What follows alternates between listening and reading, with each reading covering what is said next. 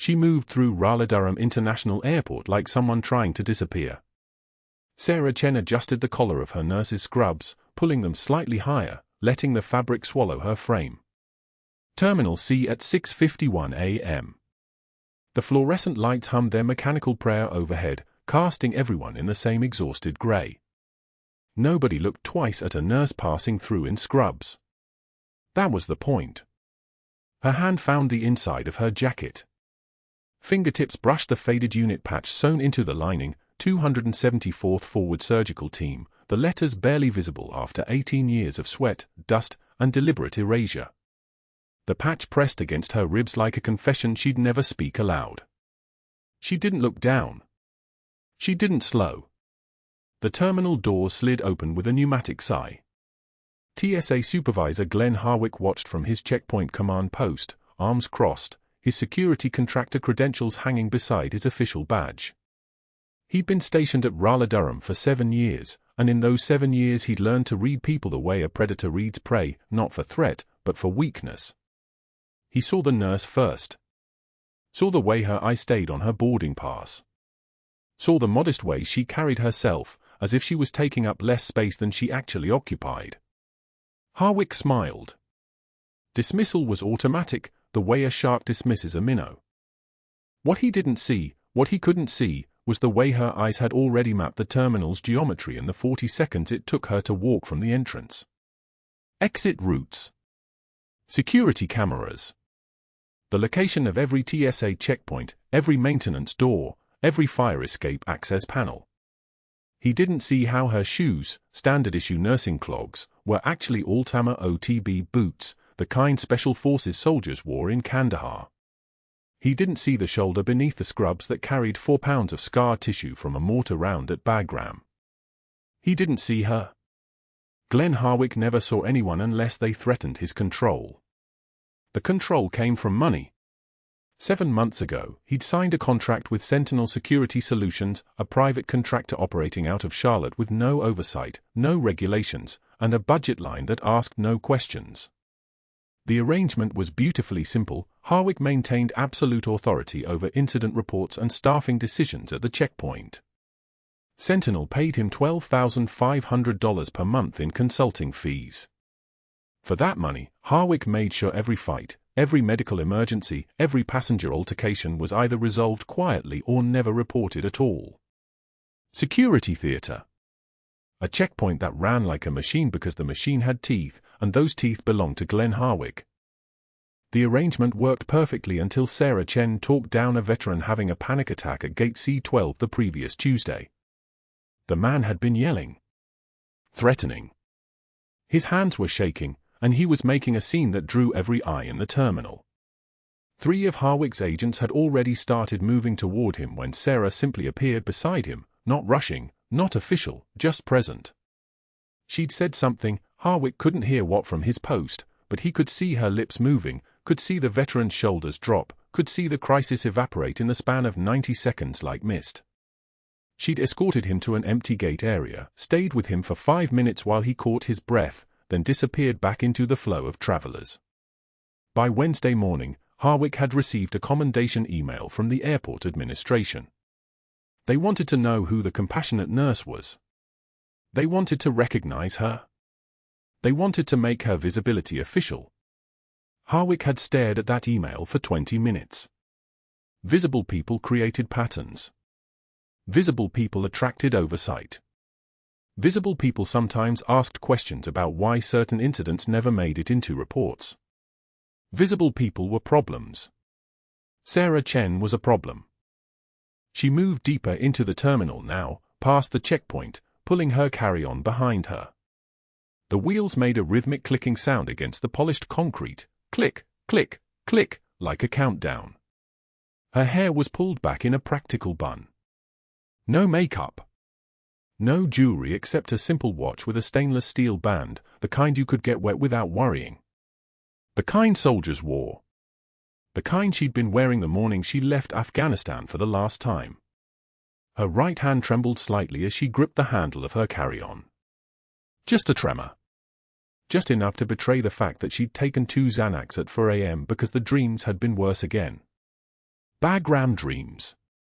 The kind where she could still smell the copper and diesel and burning plastic, even though Bagram was 7,493 miles away and 14 years in the past. The Xanax had dulled it to something manageable. Almost normal. Almost like the hand of a regular nurse on a regular morning. Harwick watched her disappear around the corner toward the gate areas, and his smile widened. She was good at being invisible.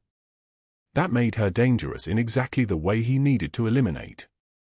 The next voice he heard came from his radio. "Checkpoint supervisor, this is dispatch. We've got a situation at baggage claim, Terminal 3. Medical assist call." Harwick's hand moved to his radio automatically. "Copy. What's the situation?" "Passenger down. No initial consciousness. Medical is asking if we have any qualified personnel on site." He keyed the radio back. "Dispatch, hold position. I'll coordinate from here." His jaw tightened. A passenger down at baggage claim meant incident reports. Incident reports meant documentation. Documentation created trails, and trails could be followed by people in suits asking questions that made his $12,500 a month arrangement look like what it actually was, corruption wrapped in a security contractor's letterhead. But Harwick had learned a long time ago that problems had a way of solving themselves if you let the right forces collide. He'd seen Sarah Chen moving toward the gate areas. He knew she was a nurse, her badge was visible on her scrubs.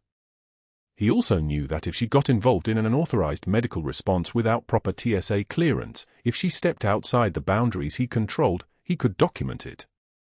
He could bury her. Harwick picked up his checkpoint phone and dialed his contact at Sentinel Security Solutions. The voice that answered was smooth, professional, and utterly without conscience. "Harwick. What do you need? We might have a medical situation developing. I want to be prepared." "Understood. Anything specific?" "There's a nurse moving through the terminal. I want to make sure if she gets involved in anything she shouldn't, the documentation is crystal clear." A pause. Then, smart. "Get me her name." Sarah Chen's boarding pass had her name printed in faded black letters. He'd seen it clearly when she'd walked past the checkpoint. Sarah Chen. NC nursing license.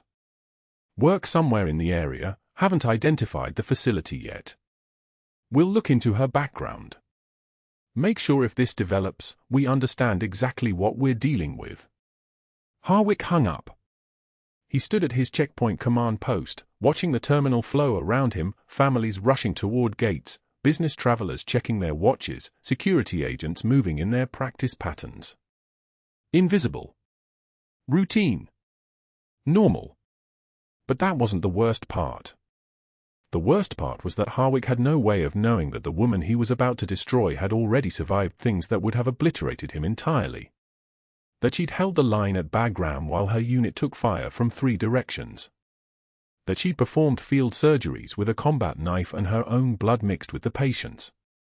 That the reason her hands were trembling wasn't Xanax-dulled fear, it was the carefully managed restraint of someone whose body remembered how to survive, whose muscle memory was encoded at the level of instinct, whose composure under pressure was so complete that even her medical supervisor at St. Michael's had never suspected the woman running the night shift had once been called something else.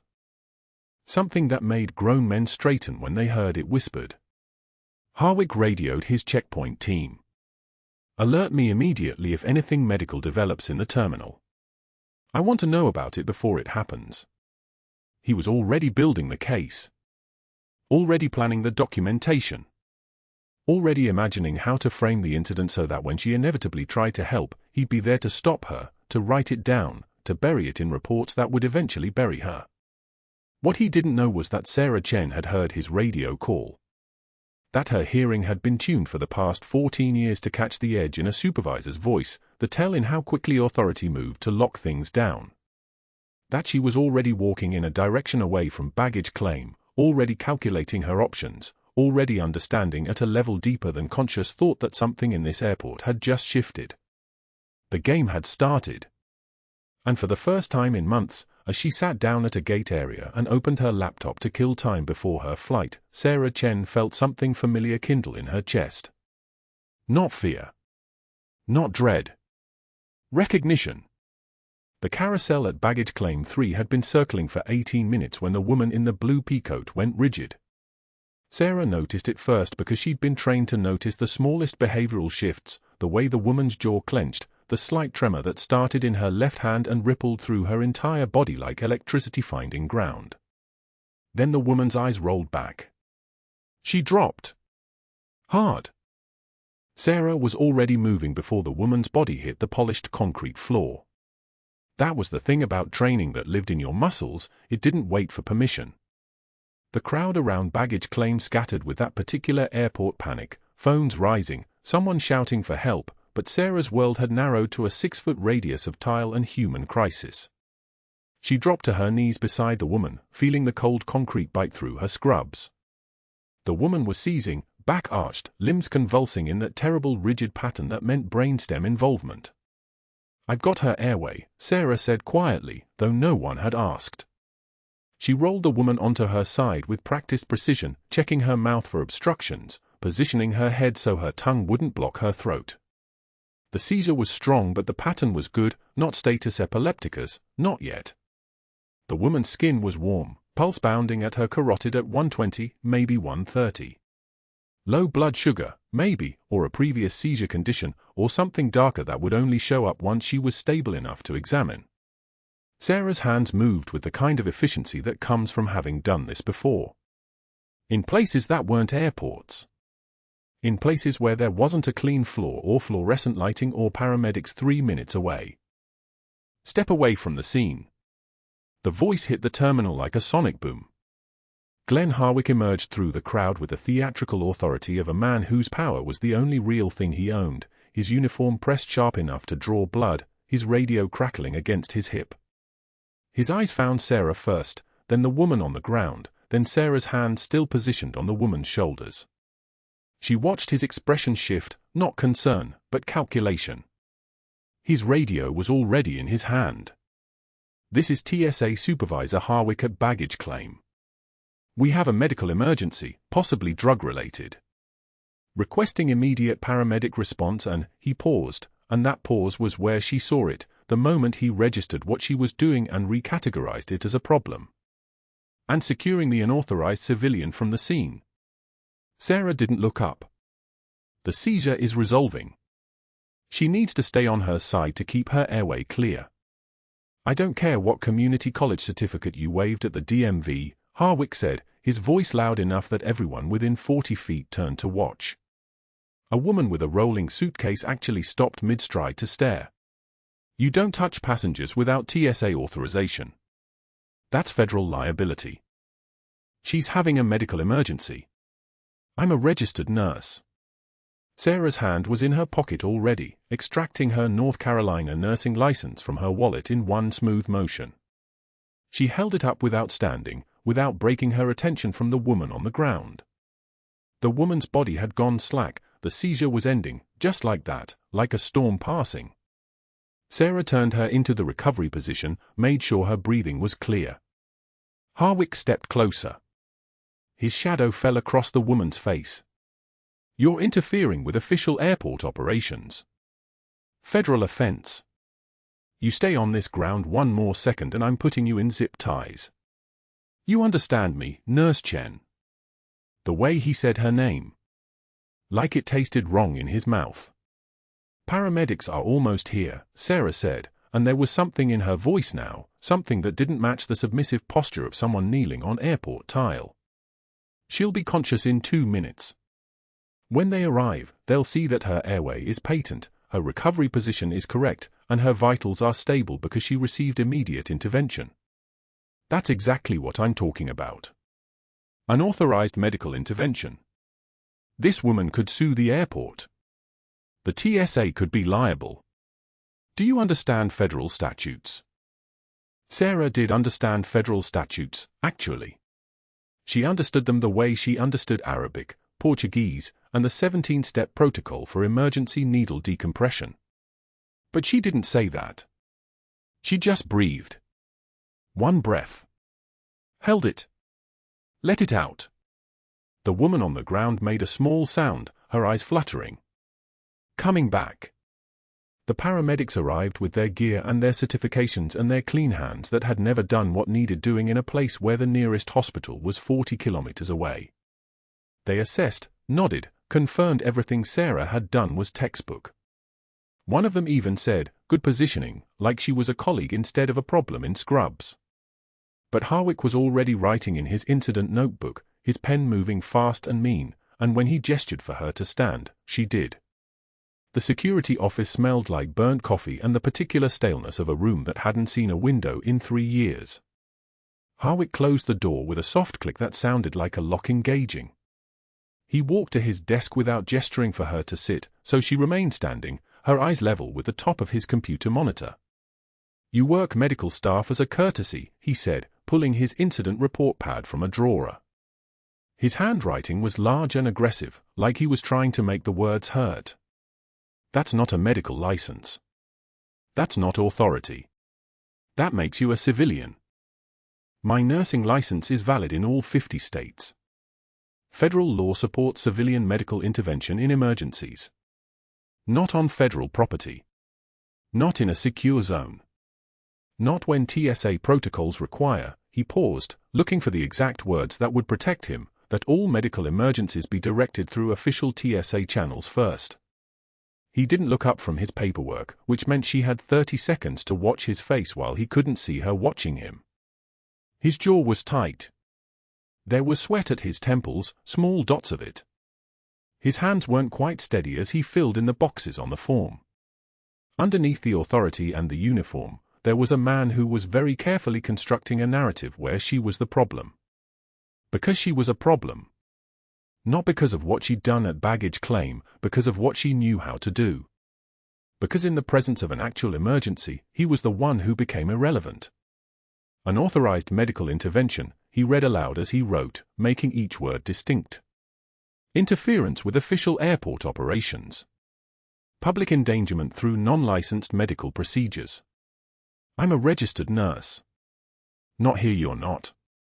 He finished writing, tore the page from the pad, and stood. He walked past her to the bulletin board mounted in the break room visible through the glass walls of his office. She watched him pin the incident report directly on the public board, the one where every TSA agent, every contractor, every airport staff member would see it daily. Her name was centered at the top in large letters. The words were clinical and professional and devastating. The break room fell silent when she entered it the next afternoon. James Torres, the IT specialist who'd brought her coffee on Tuesday, suddenly needed his laptop urgently and relocated to the far table where 3 other agents were discussing something about a roster change. She sat at her usual spot. Took a yogurt from the shared refrigerator. Opened it. Ate it slowly, watching the steam rise from other people's mugs, watching the way their eyes didn't move toward her position. Hey, a young TSA agent she didn't know well started to sit across from her, then saw something in the air that told him not to, and stood back up. Actually, I need to, he didn't finish. He left. The silence had a weight. The fluorescent lights hummed their persistent electric song. Sarah finished her yogurt. Rinsed the cup. Was reaching to dry it when Agent Torres, the quiet Navy vet who handled airport security systems, caught her eye for exactly 1 second before another TSA officer pulled him into an animated conversation at the far end of the room, his voice suddenly loud and focused on keeping his attention anywhere but her direction. They were afraid of her, she realized. Not because of who she really was, but because in the presence of Harwick's authority, being friendly to her made them vulnerable. The incident report was a message broadcast in his language, the language of institutional power, of bureaucratic retaliation, of carefully documented paper trails that could justify anything later. She walked to Harwick's glass-walled office. He was at his desk, watching her through the glass with the satisfied smirk of a man whose plan was progressing exactly as designed. She opened the door without knocking. Is there something you need? His tone was careful now, official. They had an audience through the glass walls. Everything he said would be defensible later. Sarah looked at him. Really looked at him. At the way his shoulders sat higher on the right side, constant tension, probably. At the vein that ran visibly down his left temple. At his hands, which were pale and soft, the hands of a man whose only real experience with pressure was imagined. The smirk was still there, but underneath it was something thinner. Something that looked like fear testing the boundaries of his authority. "I've seen braver men than you fold under less pressure," she said. Her voice was different when she said it. Quieter. But it carried. The kind of quiet that travels because it doesn't waste energy on volume. The kind of quiet that comes from someone who has seen braver men actually fold. She watched his smirk falter for just a moment, watching him try to figure out what she meant and whether he should be concerned about what she meant, and then she turned and walked out. Behind her, in the glass office, Harwick's smirk hardened back into place. But it looked thinner now. Less certain. She felt a single tear slide down her cheek, not sadness, not fear. Restraint was a kind of pressure too, and restraint required release somewhere. She wiped it away with the back of her hand before anyone else could see it and walked toward the departure gates where her real mission was waiting. The evening shift was quiet until it wasn't. Departure Gate A7, a cluster of travelers waiting for the flight to Washington dulls, checking phones, shifting their carry-ons, settling into that particular patience that only airports require. Sarah was doing her standard evening rounds through the terminal, the cover that kept her in position, when she saw him. 50s, military bearing in spite of the civilian clothes, the careful way of moving that meant trained. He was reading a newspaper at one of the seating clusters, his eyes occasionally lifting to check exits, to scan the crowd. The way he sat was the way people sit when they're always aware of what's behind them. The way soldiers sit.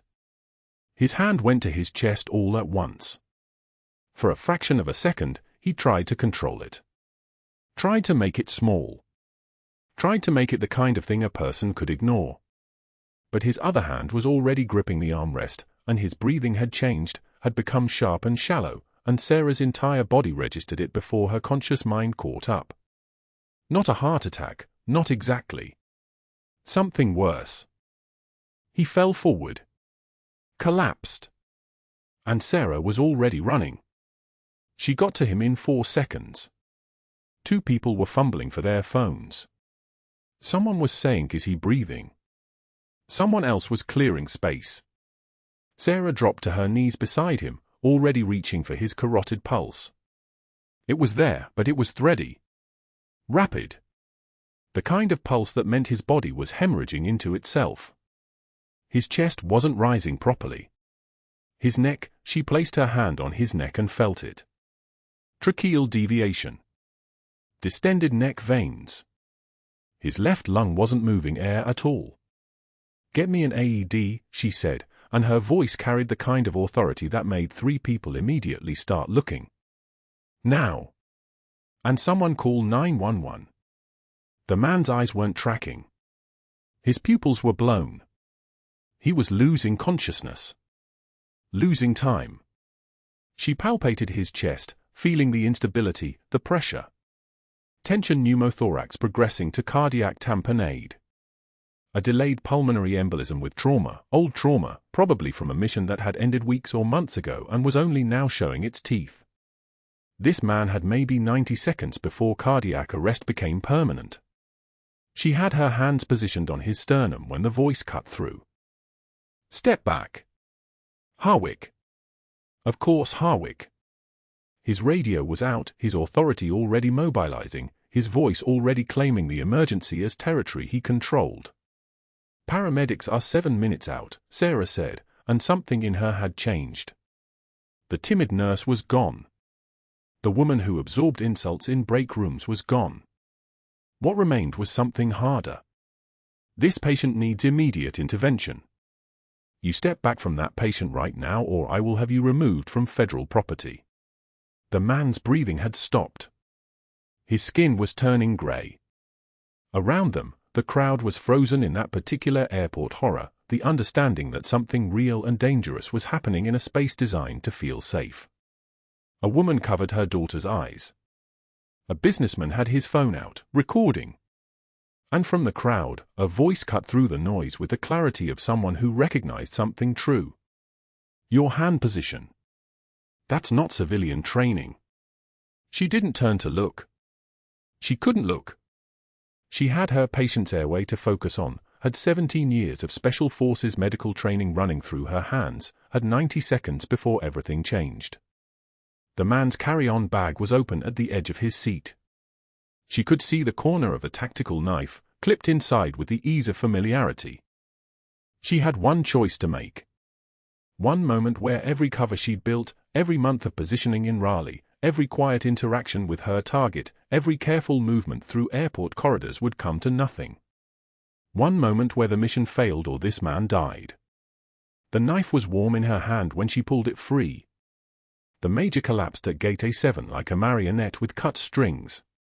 1 second he was walking toward the departure board, carry-on rolling behind him. The next, his knees buckled. His chest hitched once. Then he went down hard against the polished floor, his body convulsing with the irregular spasms of a heart trying to remember its rhythm. Sarah was 30 feet away, waiting for her connection, when she heard the sound, not a crash, but the peculiar silence that follows one.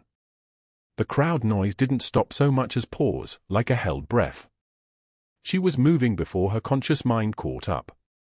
The Major's eyes had already rolled back, his jaw slack, his skin taking on that particular grayish pallor that meant his circulatory system was collapsing. Sarah dropped to her knees beside him, her hands already assessing. Her fingers found the pulse point at his neck. Nothing. She pressed harder, searching for even a flutter. The carotid was silent. 30 seconds. That's all it took. Call 911, someone screamed. A woman with a stroller backed away. A businessman with an expensive watch fumbled for his phone. Sarah's hands moved to his shirt, ripping buttons apart with the economy of motion that came from muscle memory, 17 years of trauma surgery, and 6 of those years at Bagram where the distinction between peacetime and combat medicine didn't exist. She exposed his chest. What she saw made everything crystallize. There. A small entry wound beneath his 4th rib, dark with old blood. A penetrating chest trauma. Recent enough that the bleeding hadn't clotted. Recent enough that fluid was building in his pleural space, compressing his heart, strangling it. Delayed pulmonary embolism. Tension pneumothorax. He was drowning in his own blood. I need a knife, Sarah said. Her voice didn't rise. It didn't tremble. It simply stated fact with the same tone she might use to order coffee. Now. A TSA agent in a blue uniform stared at her. We need to. His heart has stopped. I have 90 seconds before permanent brain death. Knife. Now. The Major's carry-on was beside him, partially crushed beneath his shoulder. She reached for it, unzipping the main compartment with one hand while her other hand never left his chest. Her fingers found the tactical knife immediately, a bench-made fixed blade with black scales and a 3-inch edge, the kind of knife that belonged in the hands of someone trained in its use. She knew that knife. She knew the weight of it. She knew the way it would feel moving through tissue. Put that down. Security. Harwick's voice cut across the terminal, high and panicked and furious all at once. Sarah didn't acknowledge him. She was already positioning the Major against the wall, his back against the cold glass of the terminal window, his chest exposed. Her left hand moved across his ribs, palpating for the landmark she needed. Second intercostal space. Midclavicular line. There. She found the soft spot between the bones, that small depression where a needle could slip through into the pleural space and release the pressure that was crushing his heart.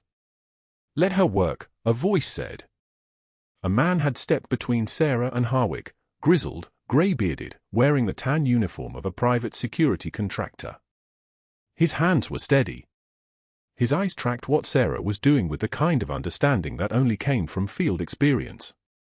Sarah pulled the 14-gauge needle from her scrub pocket, the kind she'd carried for 6 years at Bagram, just in case, and drove it through the intercostal space. The hiss of air escaping sounded like a small prayer answered. Pressure released. She pulled the needle free and immediately positioned the knife. Bagram, the contractor whispered. It wasn't a question. You were at Bagram. I was Air Force PJ, so the Army surgeons work. You've done this before. She didn't respond because there was no time for response. There was only the knife moving with practiced precision through skin and muscle and into the thoracic cavity. The major gasped, a sound like air being forced through a collapsed lung. His body convulsed once. Blood ran hot over her hands, the coppery smell filling the space between them like a memory made physical. Her hands remembered Bagram. Her hands remembered the surgical tent collapsing around her during a direct attack, remembered performing this exact procedure while the concussion of mortars shook the table beneath her elbows, remembered the young Marine whose heart had stopped and whose heart had restarted because she didn't flinch. Her hands moved like they were operated by someone else, someone who had already died and come back and knew exactly what dying felt like. She opened the pericardial space. She found the bleeder, a branch of the left anterior descending artery, severed and bleeding into the space where his heart was trying to beat. She controlled it with her fingers. Pressure. Direct pressure. Her hand became a tourniquet made of flesh and will. The major gasped again. His body arched. A monitor in someone's pocket beeped, and she heard the rhythm change. Not normal. Not sinus. But it was a rhythm. 70 beats per minute. 80. 90. He's got a pulse, the contractor said. He was kneeling beside her now, his shadow falling across the blood that had spread across her scrubs like paint. How many times have you done this? Enough, Sarah said. The paramedics arrived like a storm, their equipment clattering, their voices sharp with shock and something close to awe. One of them, the senior paramedic, the one with the grey in his temples and the calm that came from 20 years of running calls, took in the scene in a single second. "Who the hell are you?" he said. Sarah didn't answer. She was already releasing pressure, already guiding his hands to the arterial bleed, already walking him through what he was looking at. Penetrating chest trauma. Possible tension pneumo-anterior. I've controlled bleeding in the pericardial space. He's regaining rhythm. The paramedic looked at her hands. Looked at her eyes. Something shifted in his expression, a recognition, maybe, of competence meeting competence in a space where competence was the only language that mattered. Harwick grabbed her arm before the paramedics could move. His fingers dug in hard enough to leave marks. "Airport police, now," he shouted. His face had gone red. His other hand was already up, his phone already filming the scene, the bloody knife, Sarah's blood-soaked hands. "This is evidence. This is a crime scene. You don't touch that. You don't move." Sarah didn't pull away. She let him hold her arm, let him document the moment, let him build whatever case he thought he was building. The major's rhythm stabilized. Sinus rhythm. The paramedics lifted him onto the stretcher. His eyes fluttered open, and for just a moment, those grey eyes locked onto hers with a recognition that went deeper than anything words could carry. Harwick dragged her toward a back corridor, his grip never loosening. 2 TSA agents fell into step behind them, their faces uncertain, their eyes already sliding away from hers like she had become something inconvenient. Something that needed to be erased.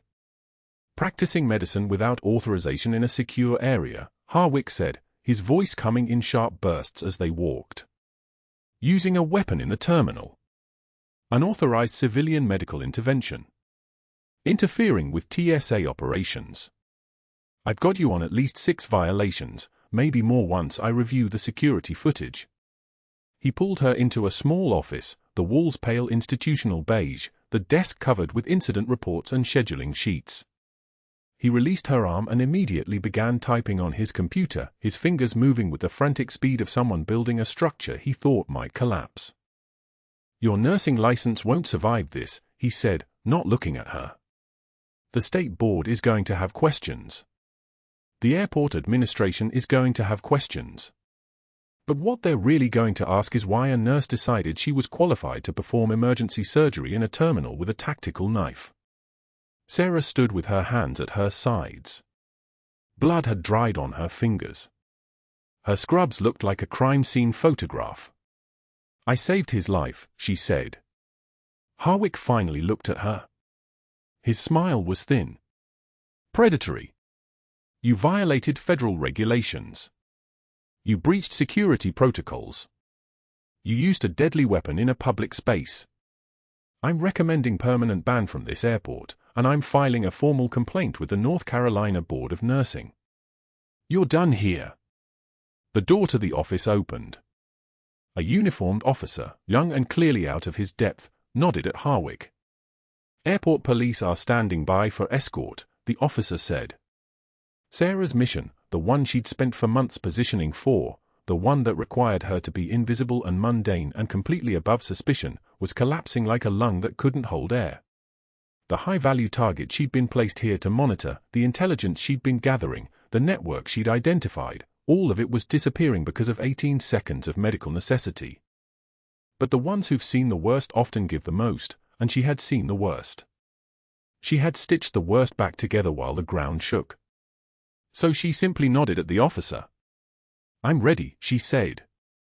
The paramedics were 3 seconds away when Harwick materialized beside her like smoke taking human form. His hand closed around her elbow, not aggressive, practiced. The grip of someone who'd learned control was more terrifying than violence. "Step back, Ms. Chen." Not a request. A command wrapped in bureaucratic civility. Sarah rose slowly, her hand still wet with the major's blood. The tactical knife lay on the polished floor where she dropped it, a dark smudge against the terminal's sterile shine. She didn't resist. Compliance was its own form of camouflage. The paramedics swept in with their stretcher and cardiac monitor, and Harwick never released her arm as they wheeled the major toward the ambulance staging area. His fingers pressed slightly deeper, just enough to remind her of who controlled the space. "You performed unauthorized medical procedures," he said quietly, his voice the texture of smooth stone. "In a federal security zone. That's a violation I'm going to document very carefully." She said nothing. Silence was a weapon she'd learned to use in Helmand Province, and it was no less effective in a North Carolina airport. The escort came within minutes. 2 airport police officers, professional and neutral, their faces the careful blank of people who'd been briefed by someone with authority. One of them was younger, maybe 30, with the slight jaw tension of someone uncomfortable with what he'd been ordered to do. The other was a sergeant, older, weathered, the kind of cop who'd learned that most situations had no good solutions, only choices between different varieties of bad. "Captain Chen." The younger officer said it like a question, but it wasn't. He already knew who she was. The title hung in the air between them. "Captain." Not Ms., not nurse. "Captain." She stood, and that single word seemed to shift something in the terminal, a subtle realignment of who she was supposed to be. Harwick's grip on her arm tightened imperceptibly, then released. The sergeant gestured toward the employee corridor, the one that led away from the main concourse, away from the crowds gathering with their phones and their gasps and their need to witness something that mattered. "We need to process some paperwork in the office," he said. "Not cruel. Not kind. Just necessary."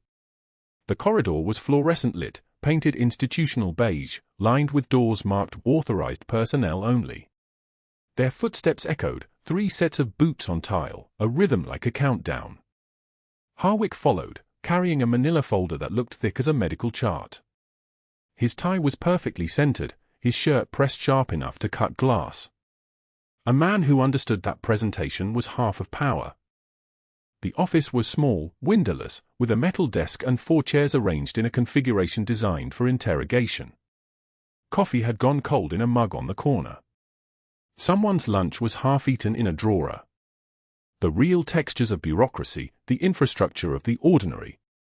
Harwick laid out his case with methodical precision. An incident report, already signed by 3 TSA agents who suddenly remembered exactly what they'd witnessed. Photographs of the knife, each one taken from multiple angles, the blade's tactical edge sharp enough to suggest surgical intent or criminal assault depending on how you chose to interpret it. Citations from federal regulations, passages highlighted in yellow, specific language about an authorized medical practice in secure areas.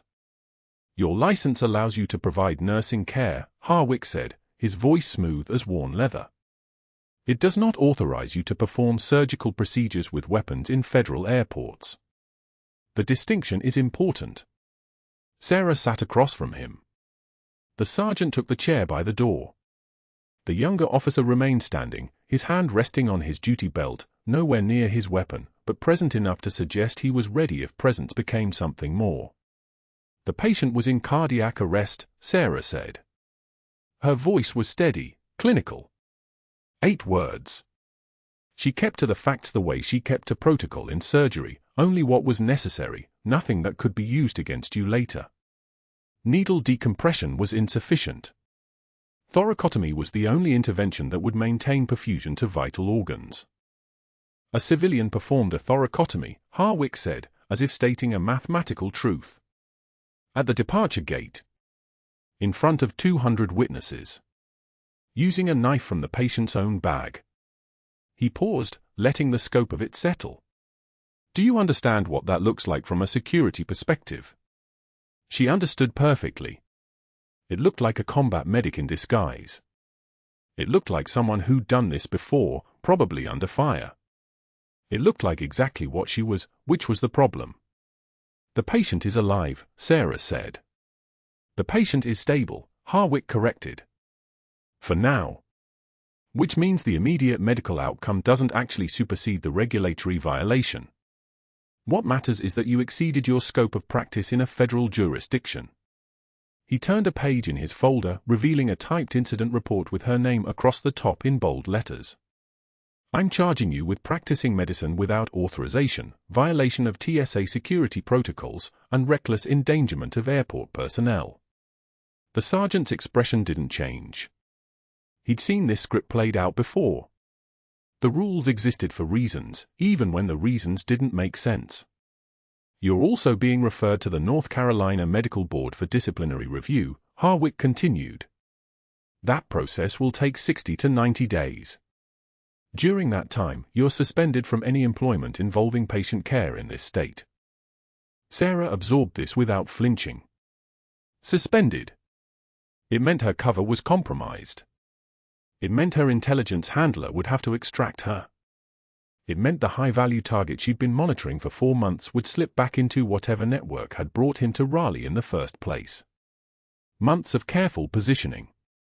Gone in the time it took for a man to stop breathing. I'm also recommending your permanent ban from Raleigh-Durham International, Harwick said. He was enjoying this now, the bureaucratic equivalent of a predator settling into a feeding position. That recommendation will be implemented immediately and will be included in your TSA personnel file, which means any airport in the country will see it. The younger officer shifted his weight. The sergeant kept his eyes on nothing in particular, the way people do when they're pretending not to witness something they'll regret later. Harwick pulled out his phone and showed her the photographs he'd already taken. The knife in high-definition clarity. The major's blood on the blade. The angle he'd captured made it look like a weapon rather than a surgical tool, like violence rather than medicine. Each image was a piece of evidence, carefully curated, precisely documented. I'll be copying these to the Federal Incident Database, he said, along with my detailed report of your actions.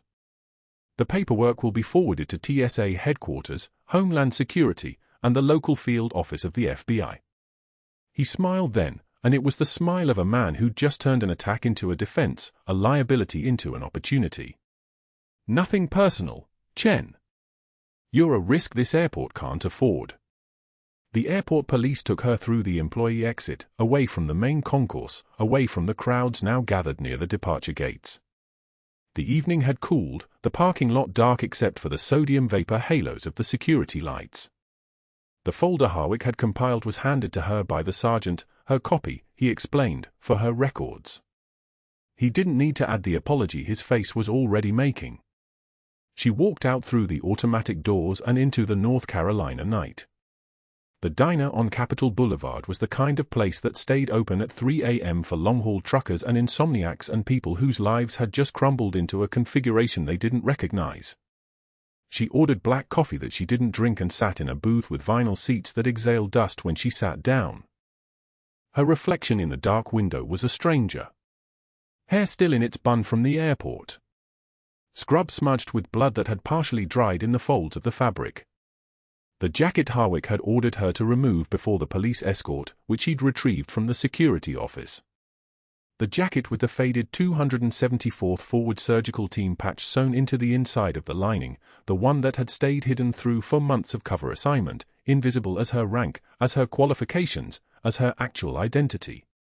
She pressed her hand against the lining and felt the patch underneath, rough fabric against her palm. Bagram. 3 tours.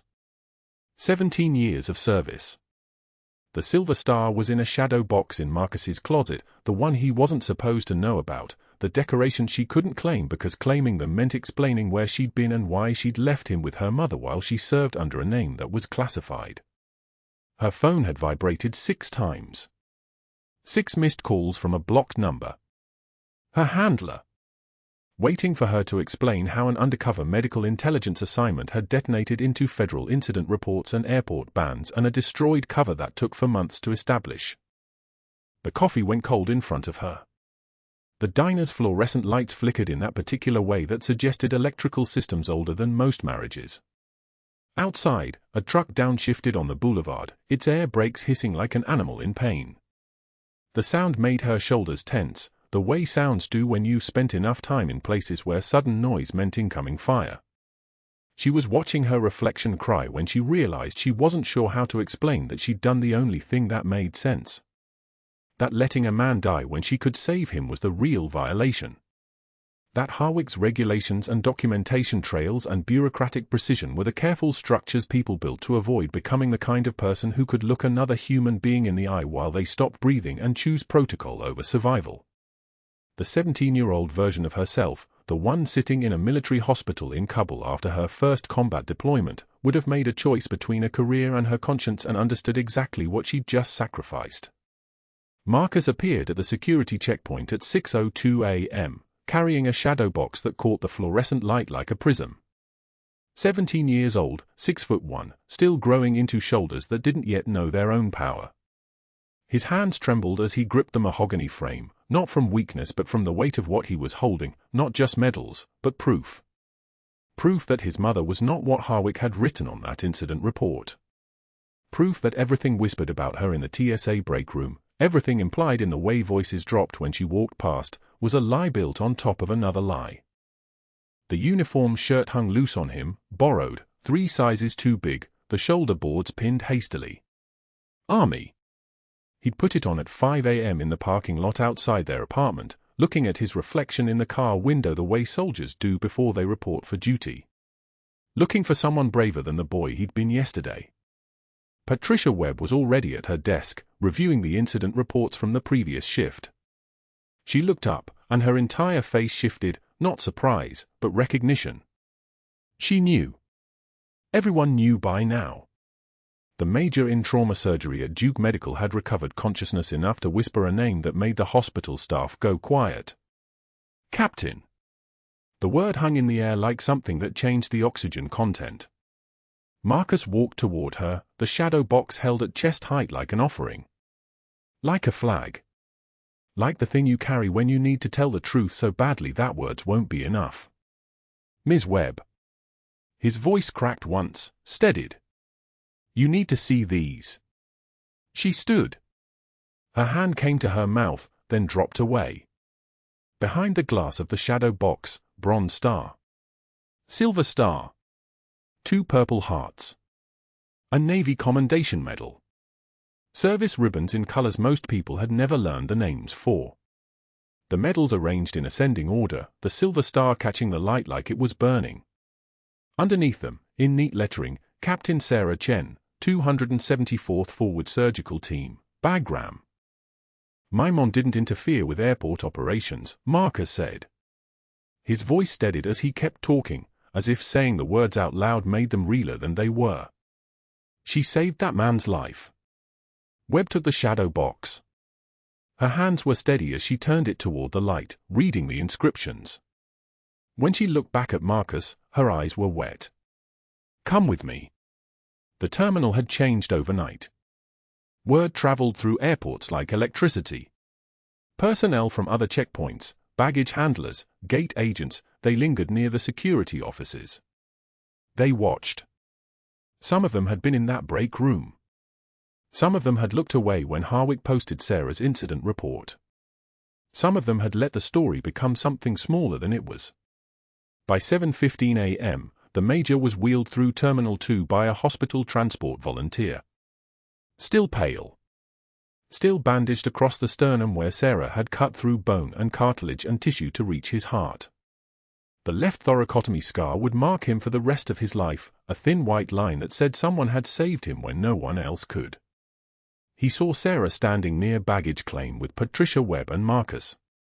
His eyes locked onto hers with the clarity of someone who knew exactly what he owed, and to whom. "Nightingale 6, he whispered. Not a question. A recognition. A salute spoken in words instead of lifted hand. The code name hung in the air. Nightingale. The bird that sings in the dark. 6 meant team lead, meant the one who makes the calls when everything is falling apart. The Major knew that. He'd served with people who carried those names. People who went where the firing was heaviest and came back different, if they came back at all. Sarah's breath caught, but she didn't move. Didn't step forward. Composure held, not from fear but from something deeper, the discipline of someone who'd learned long ago that public displays were luxuries. That exposure could get people killed. But the Major smiled, and in that smile was everything he wanted to say. "I know what you are. I know what you did. I'm alive because you didn't hesitate." Then the crowd parted, and a Marine colonel in dress blues walked through wearing captain's bars and a ribbon stack that stretched from collarbone to shoulder. He carried himself with the weight of someone who'd made command decisions at 22 and lived with them ever since. Behind him came 3 more officers, 2 in army dress, 1 in Navy working uniform. And then him. The 2-star general from Fort Bragg, moving with the kind of authority that made the air pressure change. The colonel stepped to the center of the terminal, where the glass ceiling showed nothing but gray sky and rain sliding down in sheets. He opened a document printed on cream-colored paper, the kind that carried official seals. "Silver Star citation," he said. His voice carried across the concourse, over the conversations, over the announcements. Over everything. Captain Sarah Chen, 274th Forward Surgical Team, Bagram Air Base, August 2019. For extraordinary valor in action against enemy forces while assigned as Forward Surgical Team Lead. He read the details. How Sarah had maintained surgical capability under fire. How she'd saved 43 lives in 72 hours of continuous combat operations. How she'd performed emergency procedures with incoming rounds hitting the generator, with blood on every surface, with the knowledge that one mistake meant someone's child wouldn't come home. While performing emergency thoracic procedures in an unsecured surgical environment, Captain Chen maintained perfect triage and medical protocol despite active combat operations and personnel casualty rates exceeding 50%. Her surgical decisions directly prevented 3 traumatic deaths and maintained unit combat effectiveness. The colonel's voice didn't waver. For this service, Captain Sarah Chen is awarded the Silver Star. The terminal went so quiet you could hear the rain hammering the windows. The general stepped forward. He was perhaps 60, with the bearing of someone who'd worn the same uniform for 4 decades and carried the weight of every decision those decades contained. He looked at Sarah, not at her face but at the space around her, the part that held rank. That held identity. That held truth. Captain Sarah Chen. Not a question. A statement. An acknowledgement. Pentagon Operational Security Directive Copper Strand confirms your assignment to this location. Your primary mission objective is classified. Your actions in support of that objective are classified. Your value to national security is not classified. He turned to address everyone, the TSA agents, the travelers, the cleaning staff, the people who worked in the terminal and the people just passing through. Anyone who interferes with Captain Chen, anyone who files false reports, anyone who attempts to obstruct her operations will answer to the Secretary of Defense. Not to local management. Not to TSA headquarters. To the Secretary of Defense. He let that settle into the air like sediment in water. Is there any confusion about that? There was not. James Torres stepped out of the crowd then. Still wearing his airport IT security uniform, still small in the way of people who work alone with machines instead of people. He approached the general and came to something almost like attention, not a salute, but respect given in the shape of his spine. Sir, I'm James Torres. Airport IT specialist. Navy, 20 years, now civilian contract. He held out an external hard drive. When I heard about Captain Chen's situation, I accessed our security system archives. Yesterday evening and again this morning, Supervisor Harwick attempted to delete camera footage from the medical emergency at terminal departure gate 7. Multiple deletion attempts. I preserved every frame on this drive before the deletions could propagate. The general took the drive with the care you'd give something made of glass. Torres continued, his voice steady and quiet, the voice of someone who'd spent his entire adult life maintaining classified systems and understanding exactly what information meant. I found evidence of doctored incident reports going back 8 months. I also found payment records suggesting Mr. Harwick received kickbacks from Sentinel security contractors in exchange for steering airport security contracts and suppressing incident reports. Torres's jaw tightened. This is about more than one person. It's about a scheme that goes all the way up. The general's aide was already on his phone. Within minutes, 3 TSA special agents arrived in dark suits carrying briefcases. Within minutes after that, airport police moved toward Harwick, who'd appeared in the terminal about 30 seconds too late to understand that everything had changed. His face went through 7 different emotions in sequence: denial, anger, calculation, and then the worst one, understanding. The moment you realize the thing you built is falling apart faster than you can stop it. That the documents you filed so carefully are now evidence. That the power you accumulated is now a noose. I was just enforcing regulations, Harwick said. His voice had changed. The authority was gone, replaced by something thin and desperate. I was doing my job, protecting airport security. Captain Chen was practicing medicine without her. Without authorization, Sarah interrupted. Her voice dropped an octave, and everyone in the terminal heard it. Heard the shift from nurse to operator. From deferential to command. Which is why I was carrying a tactical knife, Supervisor Harwick. Which is why I knew the exact angle for needle decompression. Which is why Major Kellerman is alive right now instead of dead on the tile floor. She stepped forward. 1 step. That was enough. And which is why you're about to learn what happens when you document your own crimes so carefully that a civilian IT specialist can hand that documentation to a 2-star general with witnesses present. Harwick's contractor tried to slip out toward the checkpoint. TSA agents blocked him without being asked. Torres crossed his arms. Marcus held the shadow box higher. Webb was already on her phone to TSA headquarters, her voice carrying across the terminal. I need to report fraudulent incident documentation, evidence deletion, and kickback schemes. Wire fraud, obstruction of justice, destruction of federal records.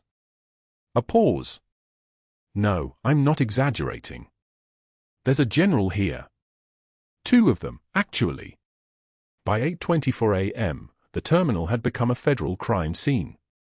By 12:15 p.m., Harwick was in custody, reading him rights that he seemed to barely understand, as if the words were coming from very far away. The officers moved him toward the exit with the kind of efficiency that suggested they'd practiced this particular arrest more times than he'd filed incident reports. Sarah stood at the departure gate with the major, with Marcus, with the Marine colonel and the general from Fort Bragg. Rain hammered the windows, and somewhere in that rain was the sound of a helicopter, distant, getting closer. The cavalry. The kind that arrives when the Secretary of Defense makes phone calls. The silver star still sat in its shadow box, held by Marcus, who couldn't stop looking at it.